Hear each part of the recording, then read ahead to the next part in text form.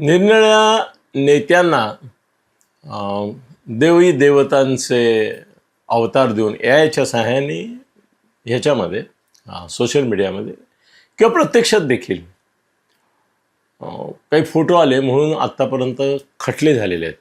निवडणुकीच्या काळातही झालेत, अन्यथा पण झालेत की बुवा या नेत्याचा असा फोटो त्याच्यावर खटला किंवा त्याच्या समर्थकांवर खटला.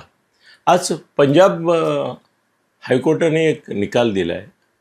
तो मला वाटतं नेत्यांच्याही संदर्भामध्ये लोकांनी विचारात घेतला पाहिजे. त्यांनी सांगितलं की एका बाईने तिचं पाळीव श्वान जो होतं त्याला कृष्णाष्टमीच्या दिवशी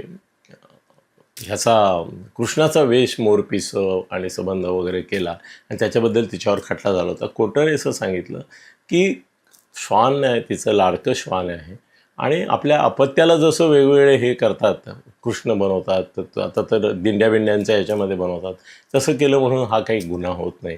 मला वाटतं नेत्यांना देवांचे मुखोटे किंवा हे लावल्याबद्दल जे आरोप करतात, खटले भरतात, त्यांनी हा निर्णय लक्षात घेतला पाहिजे. जे श्वानाला चालतं तर मनुष्याला का चालणार नाही. बिनधास यापुढे अशा तऱ्हेचे प्रतीकं दाखवली म्हणून माझा काही आक्षेप असणार नाही आणि त्यांची मंदिरं बनवतात याला देखील माझा आक्षेप असत नाही.